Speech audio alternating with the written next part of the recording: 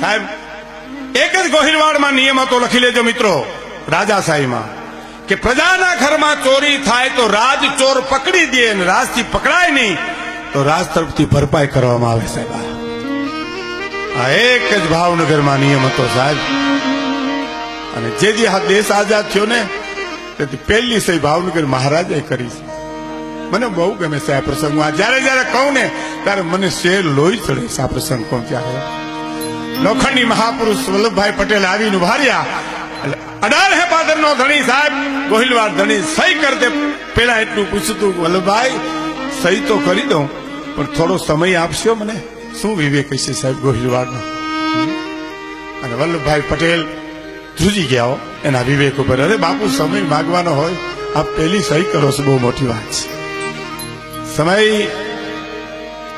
એટલા માટે માગવો છે વલ્લભભાઈ કે આ રાજ તો મારા બાપનું છે, સહી કરું એટલી વાર છે, પણ મહારાણીનો દાયજો જે આવ્યો છે એનું શું કરવું, એનો હક મારી ઉપર નથી, મારે એને પૂછાવવું છે. આ સંસ્કાર જોજો મિત્રો. વલ્લભભાઈ પટેલ કે અરે બાપુ પૂછવાનું હોય તમારે. અને માણસ મોકલ્યો દરબારગઢમાં, પૂછ્યું મહારાણીને. વાહ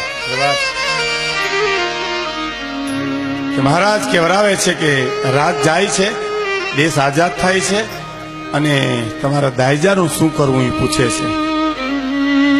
અને આ દેશની ક્ષત્રિયાની જવાબ આપે સાહેબ.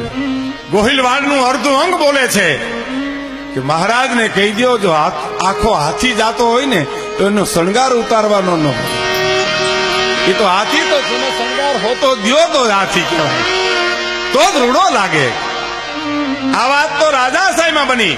પણ મારે તમને જે પ્રસંગ કેવો છે, 1954-55 મહારાજા કૃષ્ણકુમારસિંહજી મદ્રાસમાં ગવર્નર હતા, અને એ બે વખતે ખેડૂના બળદ કોક ચોરી ગયું. ભાઈ એ બળદ ચોરી ગયું એટલે તરત ખબર પડી ગઈ, હાલો આપણે કઈક ચોરી થાય તો આપણે તો બાપુને રાજમાં કહેવાનું હોય.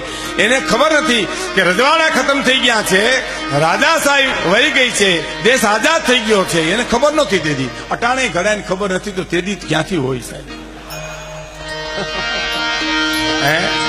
અટાણે ઘડાને ખબર નથી. અને ગામડેથી ઉપડ્યો સાહેબ ધીરે ધીરે. એ ગામડાનો માણસ મને ચિત્ર નજરે દેખાય છે. આ ભાવનગરનો ઇતિહાસ વાંચીએ ત્યારે ભાવનગર આવીને પૂછ્યું મારે મહારાજને મળવું છે. મહારાજ તો મદ્રાસ ગયા છે, મદ્રાસ ગવર્નર છે.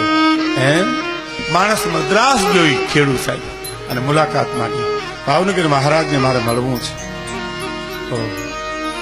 ભાવનગર મહારાજ કૃષ્ણકુમારસિંહજીને એમ ક્યાંય જાત્રા કરવા આવ્યા છે એટલે કદાચ મળવું હોય તો ભલે મળે. એમ મુલાકાત આપી અને આમ જઈ એ ગામડાના ખેડૂને જોયો ને ભાવનગર મહારાજ પૂછે શું પ્રજા રાજાનો પ્રેમ છે, કલ્પના તો કરો. જાત્રા કરવા આવ્યો ભાઈ અહીંયા? ના બાપુ જાત્રા કરવાનો છે એવો, તમારી પાસે જ આવ્યો છે. ઓ મારી પાસે અહીંયા આવવાનું કારણ? મારા બળદ કોક ચોરી ગયું બાપુ, મારા બળદ કોક લઈ ગયું. અને સાહેબ બીજ કે જબુ કે મોતી પ્રોઈ લે તો પ્રોઈ લે. ગોહિલવાડ ધણીને ખબર પડી ગઈ કે આ ખેડૂતને ખબર નથી કે રજવાડા ખતમ થઈ ગયા, દેશ આઝાદ થઈ ગયો છે. ખુલાસો ન કર્યો. સામે હાલ્યા હો કૃષ્ણકુમારજી, સામે હાલીને માથે હાથ મૂકી ખંભે પાસે બેહાડીને પૂછ્યું સોય જો તો પ્રેમ રાજાનો. શું કીધું ખબર? કઈ લઈ ગયા બળદભાઈ? તો કે બાપુ બપોરે ભાત મારા ઘરેથી લઈને આવ્યા અને ભાત ખાઈને હું તો ઝાડવાને છાંયે અને ઊંચો તો બળદ નહોતા, લઈ ગયું તો કોક. એમ સૂતો તો લઈ ગયા બળદ? તો આ અમે જાગતા હતા ને બધું લઈ ગયા. અમે જાગતા હતા ને બધું લઈ ગયા. પણ આ સુધી આવ્યો છો બાપ 5000 રૂપિયા તે દિવસે આપ્યા, 5 લાખ રૂપિયા થાય. અટાણે યથા રાજા તથા પ્રજા, અને અટાણે તથા પ્રજા યથા રાજા. જેવા પ્રજા એવા રાજા. ઓલા કોઈ ઉપરથી તો ઉતરતા નથી, આપણા મોકલેલા જાય છે અહીંથી.